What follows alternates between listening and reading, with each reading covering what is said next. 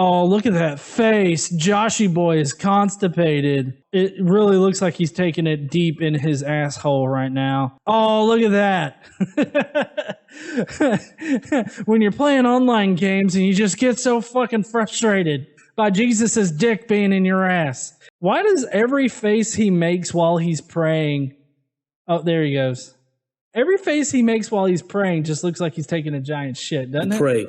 And I'm going to encourage you to get baptized, get a relationship.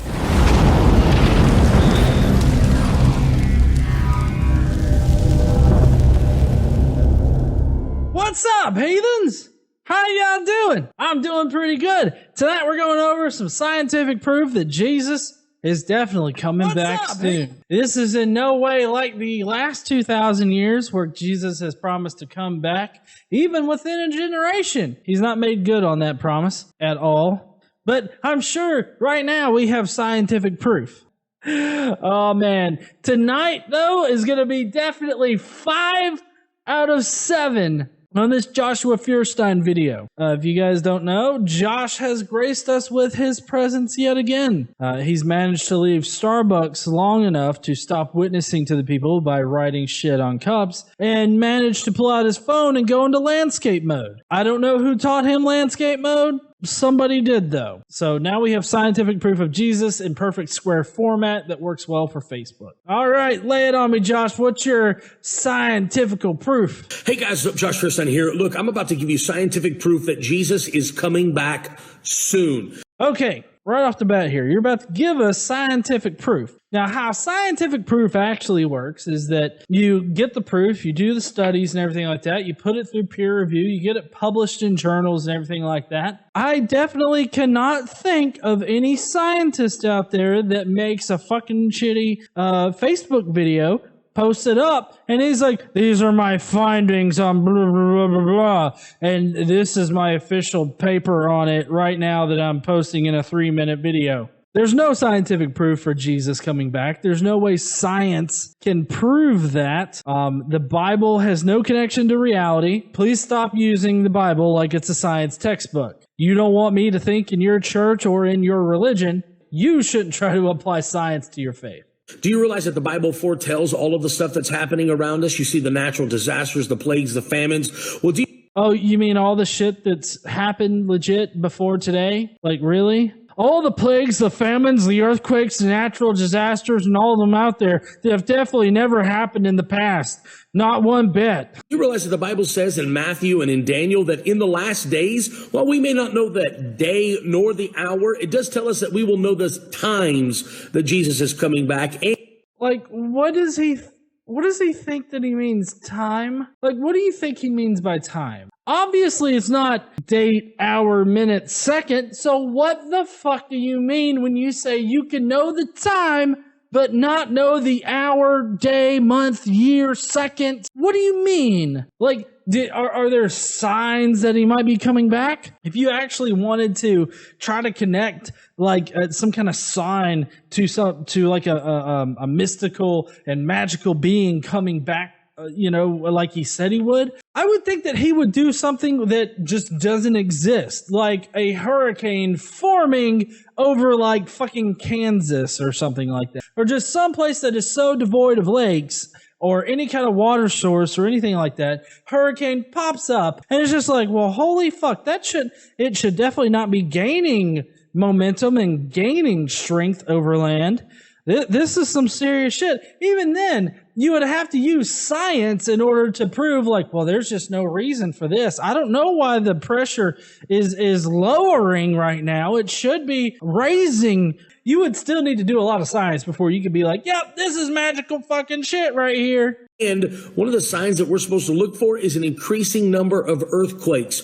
Do you realize, ladies and gentlemen, according to earthquaketrack.com, that we've had 73 earthquakes in the last 24 hours? Okay. So, no, Josh, that is not even remotely close to the number of earthquakes that we have on average in the entire world. If you actually look up the numbers, every year there's about 500,000 earthquakes that happen. Only a fifth of those can actually be felt, and only like a tenth of those cause serious damage. So for you to be like, go to earthquaketracker.com right now, get out your phones and not landscape, just do full portrait. Go there right now or type it up on your keyboard and boom, there's 74 earthquakes that happened. That means Jesus is coming back. Unless Jesus is a fat motherfucker that's just so happened to be walking along the earth and he looks exactly like Godzilla, it doesn't mean shit. But on average, every day we're supposed to have like, I think it's right around 1,300 earthquakes. But I mean, that's counting all the earthquakes. That's like, you know, from a no earthquake or like zero or just above zero to, you know, full blown, whatever the Richter scale goes up to. I think it's like 10. I think 10 is it.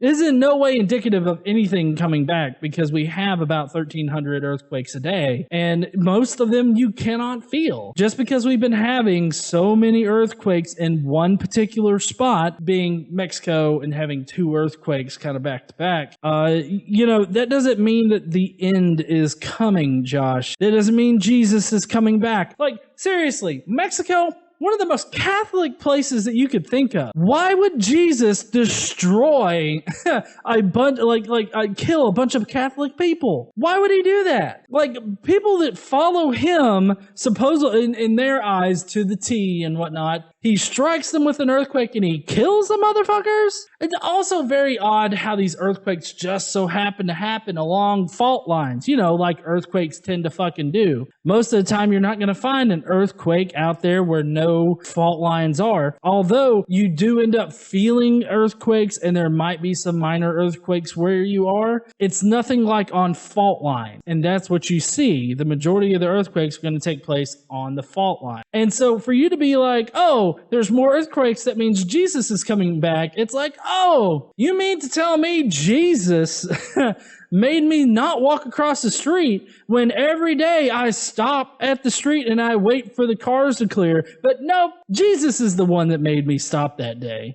It's like you're making a prediction and it's coming true because that's just what fucking happened. These people cannot discern nature from fucking mystical shit. 761 earthquakes in the past 7 days and 3,439 earthquakes in the past month. All right, so on the daily, there's 1,369 earthquakes, like on average. So not every single day is going to have that number. So we'll say 1,370, right? Just some quick Google foo math. So 1,370 times, let's average about 30 days in a month, right? So actually, there were 41,000 earthquakes in the past month. Your puny number looks very minuscule compared to what the actual number is, Josh. That's right, ladies and gentlemen. The earth is beginning to groan for the return of its creator. No, it's beginning to groan because assholes like you like to cold roll and then ejaculate into a rag. That's the reason why. It's people like you that like to deny climate change and to deny the fact that we are changing our climate. We saw the exact same stuff in the 70s with lead. You had people that were paying off scientists to say, no, we're not affecting the environment with all the lead that we're putting in every fucking thing out there. It's like, why not put lead in paint? Why not put lead in gas? Why not put lead in, I don't know, ice cream cones? You could basically make a candy bar full of lead and you would be fine. Like, it was that ridiculous. And then we actually got proof that the amount of lead in our environment significantly increased once we started using it. And that is why, you know, people started coming down with lead poisoning a lot more often. It became so prevalent that, you know, people took notice and people started to question. It's the same situation here. People like Dickbag Josh want to say that man isn't changing the climate, but we have verifiable evidence that it is. The global sea temperature is rising. That's why Hurricane Irma and Harvey were so devastating. And I mean, I should have looked up how climate change can affect the tectonic plates and everything like that. And hopefully in post-production, I'll look that up and I'll put it here. Yes, thank you, Past John. This is post-production John right now.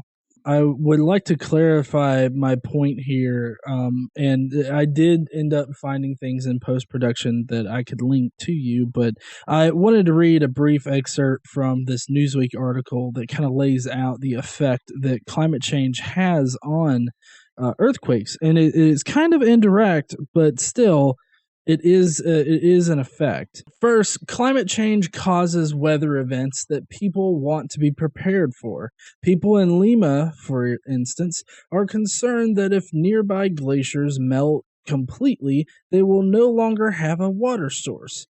In response, people dam more rivers and dig more reservoirs so that they'll have water to prepare for the future. People are building reservoirs on fault lines all around the world, filling and draining them. The water in the reservoir can lubricate faults, and filling and draining the reservoir creates and lifts pressure. Furthermore, filling a reservoir can force pressure on water at the bottom, which can run into the ground and create cracks and instability. Fault lines grind against each other. They don't slip past each other smoothly or evenly. As pressure builds and the faults are agitated, they eventually jolt suddenly, creating an earthquake. So I will hand this back over to past John over there. Take it away, bud. But the hurricanes definitely are caused by climate change. Not that they are, like, we wouldn't have hurricanes if climate change wasn't a thing. I'm saying that they wouldn't have been as powerful as they were. So I challenge you today. Don't be alarmed. Don't be afraid, but get right with Jesus. It's always get right with Jesus. You need to get right with Jesus, y'all, before Jesus comes down and pops the cap in your dome, okay? All right, that's exactly what's going to happen. Like, natural disasters, being that they've always happened, should not convince anybody to just fall at the knees of Jesus. If you're listening to Feuerstein in a serious manner and you think, oh, well, I just need to get right with Jesus right now. I need to get down on my knees and suck that Jesus dick. I think that you should take a second and really consider the natural portion of natural disasters and reevaluate whether or not you should be listening to this guy. Would you pray with me? Heavenly. Oh, fuck no, we won't pray with you. This is like, is this legit half of the video, him praying? Oh, look at that face. Joshy boy is constipated. It really looks like he's taking it deep in his asshole right now. Oh, look at that. When you're playing online games and you just get so fucking frustrated by Jesus's dick being in your ass. Why does every face he makes while he's praying... Oh, there he goes. Every face he makes while he's praying just looks like he's taking a giant shit, doesn't it? Pray. And I'm going to encourage you to get baptized, get a relationship. Wait, get he just wants me to get a bath?